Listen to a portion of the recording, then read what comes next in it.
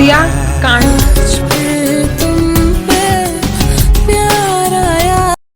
अयोध्या राजघराने में षड्यंत्र।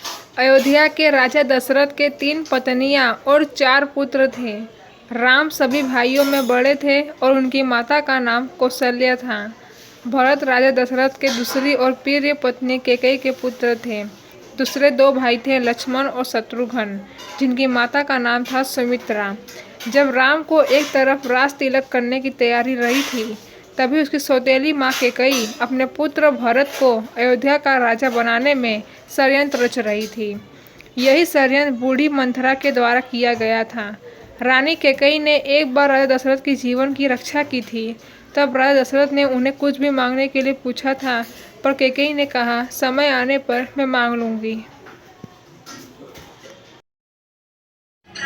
उसी वचन के बल पर कैकेयी ने राजा दशरथ से पुत्र भरत के लिए अयोध्या का सिंहासन और राम के लिए 14 वर्ष का वनवास मांगा। श्री राम तो आज्ञाकारी थे, इसलिए उन्होंने अपनी सौतेली माँ कैकेयी की बातों को आशीर्वाद माना और माता सीता और प्रिय भाई लक्ष्मण के साथ 14 वर्ष का वनवास व्यतीत करने के लिए राज्य छोड़कर चले गए।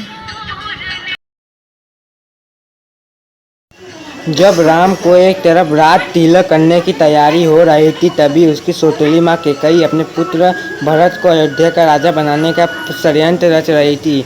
यह षड्यंत्र उस बूढ़ी मंथरा के द्वारा किया गया था। रानी कैकेयी ने एक बार राजा दशरथ की जीवन की रक्षा की थी। तब राजा दशरथ ने उन्हें कुछ भी मांगने के लिए पूछा था, पर कैकेयी ने कहा, समय आने पर मैं मांग लूँगी। उसी इस वचन से बल पर कैकेयी ने राजा दशरथ से पुत्र भरत के लिए अयोध्या का सिंहासन और राम के लिए 14 वर्ष का वनवास मांगा। श्री राम को आज्ञाकारी थे, इसलिए उन्होंने अपने सौतेली माँ के कैकेयी की बातों को आशीर्वाद माना और माता सीता और प्रिय भाई लक्ष्मण के साथ 14 वर्ष का वनवास व्यतीत करने के लिए राज्य छोड़कर चले गए। इस असीम दुख को राजा दशरथ सह नहीं पाए और उनकी मृत्यु हो गई। कैकेयी के पुत्र भरत को जब यह पता चला कि उसने भी राजगद्दी लेने से इनकार कर दिया,